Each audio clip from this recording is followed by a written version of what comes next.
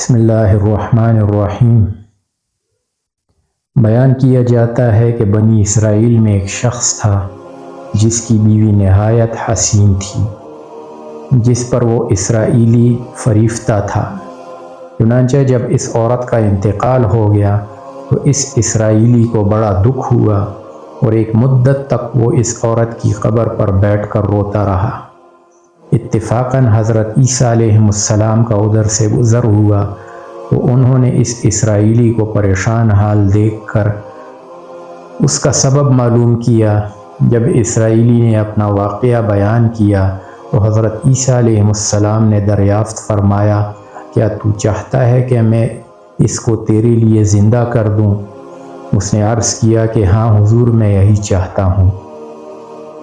چنانچہ جب حضرت عیسیٰ علیہ السلام نے اس قبر کے مردے کو آواز دی تو قبر سے ایک حبشی غلام، جس کے ناک کے نتنوں، آنکھوں اور جسم کے دوسرے سوراخوں سے آگ کی لپیٹیں اٹھ رہی تھیں، حضرت عیسیٰ علیہ السلام کو دیکھتے ہی غلام نے کلمہ پڑھا کہ لا الہ الا اللہ عیسیٰ روح اللہ۔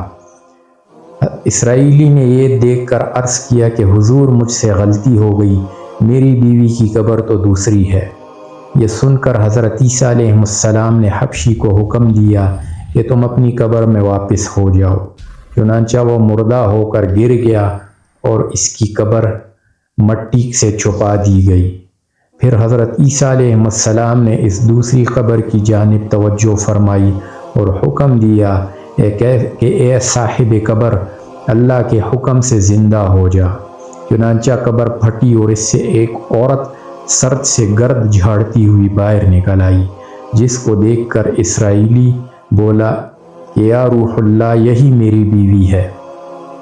اور حضرت عیسیٰ علیہ السلام کے حکم سے وہ اسرائیلی اپنی بیوی کو ہمراہ لے کر واپس جانے لگا، مگر عرصے سے جاگا ہوا تھا، اس لیے اس پر نیند کا غلبہ ہو گیا اور اس نے بیوی سے کہا کہ تیری قبر پر گریہ زاری اور بیداری نے مجھے ہلاک کر دیا ہے، اس لیے میں چاہتا ہوں کہ کچھ دیر آرام کر لوں۔ بیوی کہنے لگی کہ ہاں، آپ آرام کر لیجئے۔ چنانچہ وہ اسرائیلی بیوی کے زانوں پر سر رکھ کر سو گیا۔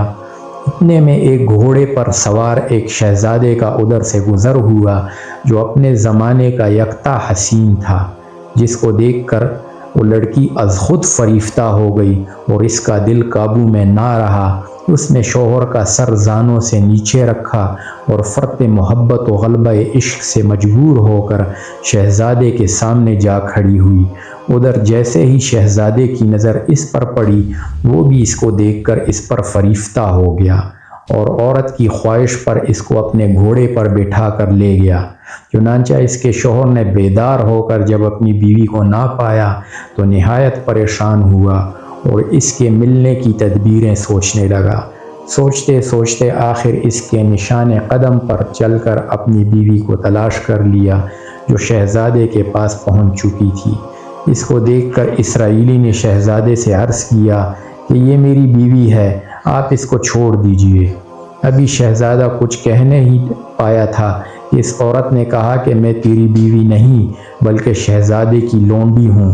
یہ سن کر شہزادہ اسرائیلی سے کہنے لگا کہ کیا مجھ سے میری لونڈی کو لینا چاہتا ہے؟ اس نے کہا، خدا کی قسم، یہ میری بیوی ہے جس کو میرے سردار حضرت عیسیٰ علیہ السلام نے مرنے کے بعد میرے لیے زندہ کیا ہے۔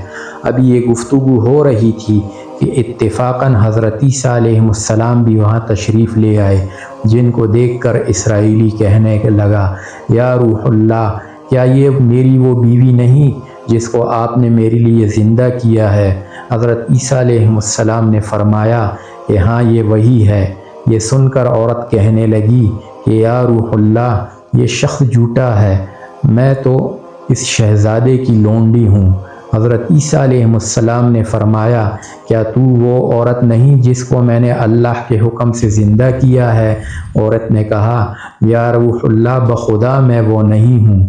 اس کے بعد حضرت عیسیٰ علیہ السلام نے فرمایا، جو جان خدا کے حکم سے میں نے تجھے دی ہے، اس کو واپس کر دے۔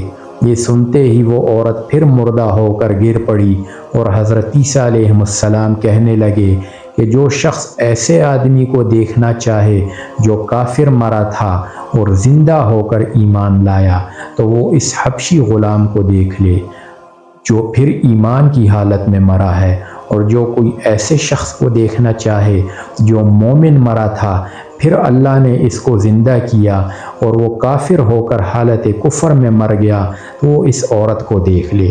اس واقعے کو دیکھ کر اسرائیلی نے قسم کھائی اب کبھی نکاح نہ کروں گا، اور میدانوں کی طرف نکل گیا جہاں اللہ تعالیٰ کی عبادت میں مصروف رہ کر اسے موت آ گئی۔